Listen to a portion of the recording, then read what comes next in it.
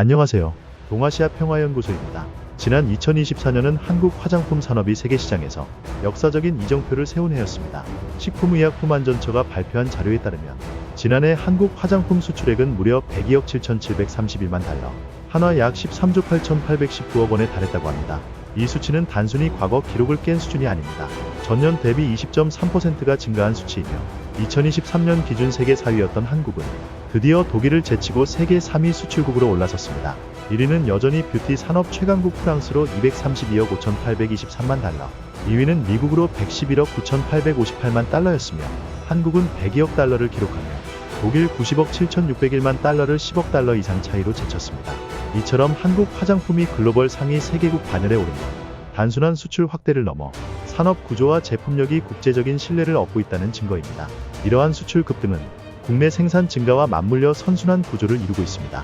2024년 전체 화장품 생산액은 17조 5,426억 원으로 집계됐습니다. 이는 2023년 14조 5,102억 원보다 20.9% 증가한 수치입니다. 가장 많은 비중을 차지한 것은 역시 기초화장품 부문이었습니다. 로션, 크림, 에센스, 오일, 마스크팩 등 기초화장품 생산액은 10조 2,961억 원으로 전체의 58.7%를 차지했고 전년 대비 30.2% 증가했습니다. 기초화장품의 성장은 세계 시장에서 한국 제품이 순하고 성분이 좋고 가격 대비 효과가 뛰어나다는 평가를 받으면서 가능해진 결과입니다. 소비자들은 더 이상 이름값만으로 브랜드를 고르지 않습니다. 성분, 효능, 피부 안정성 등 과학적 기준을 갖춘 제품에 대해 세계 소비자들이 반응하고 있는 것이죠. 색조 화장품 부문도 놀라운 성장을 보였습니다.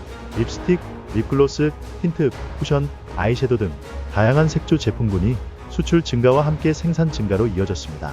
색조 화장품 전체 생산액은 2조 6,755억 원으로 전년 대비 51.4%나 늘어났습니다. 이러한 폭발적인 생산 확대는 단순한 국내 소비를 위한 것이 아니라 글로벌 시장 수요 증가에 대응한 결과였죠. 그렇다면 한국 화장품이 어디로 팔려나갔는지도 중요합니다. 국가별 수출 비중을 보면 중국이 여전히 최대 수출국입니다. 2024년 기준으로 중국 수출액은 24억 9천만 달러로 1위입니다. 하지만 중요한 변화는 그 비중이 점차 감소하고 있다는 점입니다. 2021년만 해도 전체 수출의 절반 이상인 53.2%를 차지했던 중국이 2024년에는 24.5%로 절반 이하로 떨어졌습니다. 단순히 중국 수출이 줄었다는 의미가 아닙니다. 오히려 한국 화장품이 중국에 덜 의존하고 다양한 시장으로 분산되기 시작했다는 포트폴리오 다변화의 결과입니다. 예를 들어 미국은 전년 대비 무려 56.4%나 수출이 증가했습니다. 2024년 수출액은 19억 달러로 한국 화장품의 제2의 수출국으로 떠올랐습니다. 일본은 10억 4천만 달러로 3위를 기록했으며 수입 화장품 시장 점유율 30.1%로 프랑스를 제치고 3년 연속 1위를 유지하고 있습니다. 이 밖에도 홍콩 5억 8천만 달러, 베트남 5억 3천만 달러, 태국, 대만, 말레이시아 등 가장 큰 변화는 신흥국의 수출 비중이 눈에 띄게 확대됐다는 점입니다. 인도네시아는 69.9% 증가한 1억 4천만 달러, K-뷰티의 새로운 전략 거점으로 떠올랐습니다. 이러한 흐름은 단순히 수출국 수가 늘어난 수준이 아닙니다. 수출국은 2023년 165개국에서 이제 한국 화장품은 글로벌 소비재 시장에서 핵심 축으로 자리 잡고 있는 것입니다. 이처럼 K-뷰티가 전 세계에서 주목받는 이유는 단순히 포장이나 홍보 전략 때문이 아닙니다. 그리고 소비자 친화적인 마케팅까지 모든 면에서 글로벌 기준을 충족시키고 있기 때문이죠. 특히 기초화장품에서 강조된 까다로운 해외 소비자들을 만족시키는 핵심 포인트가 되었습니다. 건강, 위생, 기능성에 대한 관심이 급증하면서 피부 장벽 강화, 항산화, 주름 개선 기능성 제품들이 글로벌 주류 시장으로 편입되었습니다. 디지털 플랫폼에서 활약한 인플루언서 마케팅도 K-뷰티가 시장을 확대하는 데 큰 기여를 했습니다. 성분 분석 콘텐츠, 1일 1팩 챌린지, 한 달 사용 후기 같은 사용자 중심 리뷰가 식약처는 이러한 성과를 기반으로 화장품 산업의 국제적 위상 강화를 위해 매년 국가 차원에서 우수 화장품 브랜드를 발굴하고 수출 유망 품목에 대해 인증과 홍보를 확대할 계획이라고 밝혔습니다. 한류 마케팅에만 기대는 산업이 아닙니다. 품질과 효능, 성분 투명성, 글로벌 규제 대응력까지 갖춘 진짜 경쟁력 있는 산업으로 거듭나고 있는 것입니다. 그 이면에는 국내 주요 화장품 기업들의 전략적 변화와 구조 재편이 존재합니다. 2024년 가장 두드러진 기업은 단연 LG생활건강이었습니다. 이는 전체 화장품 생산 규모의 27.8%를 차지하는 수치입니다.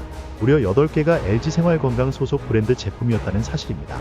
예를 들어 숨, 후, 오이 같은 럭셔리 라인은 기초와 기능성 부문 모두에서 압도적 존재감을 드러냈고요.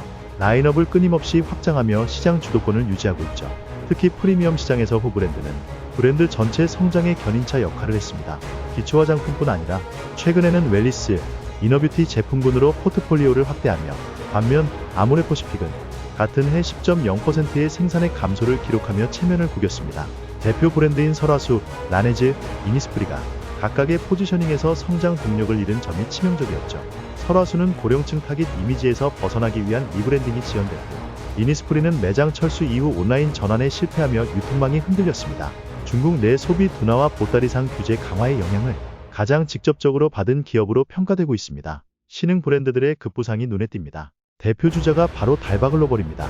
달바는 2023년 대비 무려 374%라는 단일 제품 화이트 트러플 미스트의 인기를 글로벌 인지도까지 확보한 사례입니다.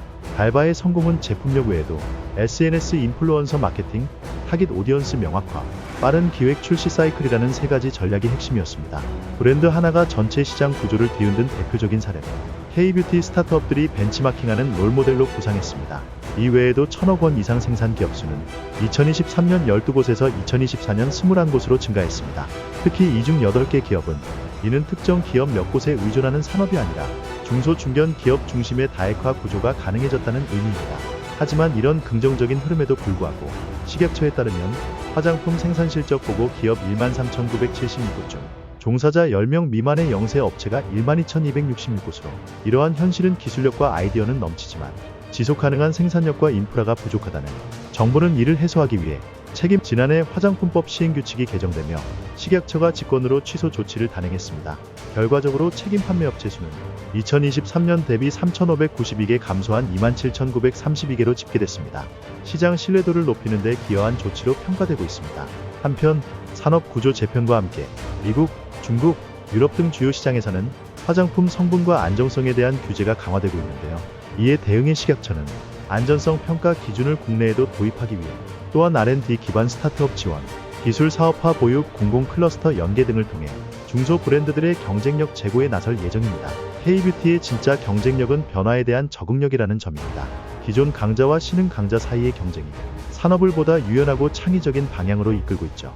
K뷰티는 더 이상 특정 지역, 특정 연령층의 사랑만 받는 한류 콘텐츠가 아닙니다. 2025년 현재 한국 화장품 산업은 전 세계 172개국에 수출되고 있으며 그 수출 양상은 놀라운 속도로 다양화되고 있습니다. 2025년 1월부터 4월까지 수출 실적은 전년 동기 대비 15.5% 증가한 36억 달러를 기록했습니다. 이는 역대 1에서 4월 기준 사상 최대 실적이며 K뷰티의 글로벌 위상이 단순한 일시적 열풍이 아니라는 것을 보여주는 증거입니다. 특히 지난 4월 한 달 수출 실적은 10억 3천만 달러를 넘어서며 2023년 10월 이후 두 번째로 단일 월간 10억 달러를 돌파하는 쾌거를 달성했죠. 이 흐름은 단순한 반복이 아닙니다. K뷰티 수출 지도가 지금 이 순간에도 급격하게 재편되고 있다는 의미입니다. 과거에는 중국 시장의 비중이 절대적이었습니다. 하지만 최근 3년간 중국향 수출 비중은 53.2%에서 33.4%, 다시 24.5%로 계속해서 하락세를 보이고 있습니다. 2024년 기준으로도 중국 수출은 24억 9천만 달러로 1위를 유지하고 있지만 그 액수 자체는 오히려 전년보다 10.3% 감소했습니다. 기초화장품에 대한 수요 둔화, 중국 내 유통망 변화, 로컬 브랜드와의 경쟁 심화 등이 복합적으로 작용한 결과입니다. 반면 주목해야 할 건 중국을 제외한 다른 국가들에서 눈부신 성장세가 이어지고 있다는 사실입니다. 미국은 전년보다 무려 56.4% 증가한 19억 달러를 기록하며 K뷰티의 두 번째 수출국으로 부상했습니다. 일본은 10억 4천만 달러로 상위에 올랐으며 수입 화장품 점유율 30.1%로 3년 연속 한국산이 1위를 차지했습니다. 특히 일본에서의 한국 화장품 인기 비결은 가격 대비 성능, 미니멀 패키징, 성분에 대한 정보 공개 등 소비자 중심 전략이 주요했기 때문입니다. 그뿐만 아니라 신흥 시장에서의 성장이 폭발적입니다. 아랍에미리트는 1억 7천만 달러로 91% 급증했고 인도네시아는 1억 4천만 달러로 69.9% 상승했습니다.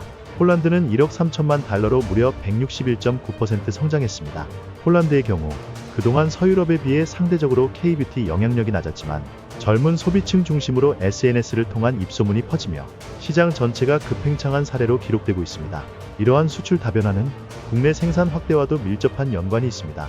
2024년 화장품 전체 생산액은 17조 5,426억 원에 달했는데요. 그중 기초화장품이 10조 2,961억 원으로 58.7%의 비중을 차지하며 30.2%나 성장했습니다. 팩마스크 부문도 9,868억 원에서 1조 3,169억 원으로 약 33.5% 증가했으며 색조 화장품은 6,540억 원에서 9,904억 원으로 무려 51.4% 성장했습니다. 립스틱, 립글로스 등의 대표 품목 외에도 쿠션, 틴트, 하이라이터 제품군까지 세분화된 카테고리의 수출이 확대되고 있는 추세입니다. 기능성 제품에서도 눈에 띄는 변화가 있습니다. 주름 개선 제품군은 전년 대비 71% 급증한 2조 5,593억 원의 생산액을 기록했습니다. 이는 최근 소비자들 사이에서 피부 노화를 자연스럽게 늦추는 슬로우 에이징 트렌드가 본격적으로 확산되고 있다는 의미입니다. 특히 40에서 50대 소비자들 사이에서 기능성 앰플, 고용량 크림, 성분 중심 마스크 제품에 대한 반복 구매율이 높게 나타났습니다. 이런 흐름 속에서 K뷰티는 가격 중심의 경쟁에서 벗어나 효능과 스토리를 파는 시장으로 포지셔닝을 재정립하는 중입니다. 하지만 과제가 없는 건 아닙니다. 앞서 언급했듯 영세 업체 중심의 산업 구조가 여전히 큰 비중을 차지하고 있습니다. 생산 기업 중 88%가 종사자 10명 미만의 소규모 업체이며 이는 제품 품질, 안전성 평가, 유통 대응 측면에서 상당한 취약점을 내포하고 있습니다. 정부는 이러한 문제를 해결하기 위해 화장품 산업 전반에 대한 안전성 평가 기준 도입을 준비 중입니다. 기존 유럽, 미국 기준과의 조화, 전문 평가기관 지정, 기술 지원 플랫폼 확보 등을 통해 K뷰티가 규제 리스크 없이 글로벌 시장에서 지속 성장할 수 있도록 제도적 기반을 마련하려는 계획입니다. 이제 K뷰티는 단순한 수출 품목이 아닙니다. 패션, 헬스, 바이오, 뷰티 테크와 결합한 융합 산업으로 진화 중이며 제품 중심에서 고객 경험 중심으로 비즈니스 패러다임 자체가 바뀌고 있습니다. 슬로우 에이징, 뷰티 테크, 웰에이징이라는 신개념 소비 트렌드에 발맞춰 K뷰티의 다음 10년은 기회와 도전이 동시에 공존하는 시기가 될 것입니다. 지금의 수출 수치는 끝이 아니라 시작이라는 점입니다. 변화에 민감하고 도전에 유연한 한국 화장품 산업이라면 2026년, 2027년에도 또 다른 신기록을 써내려갈 수 있을 것입니다. 지금까지 동아시아 평화연구소였습니다. 감사합니다.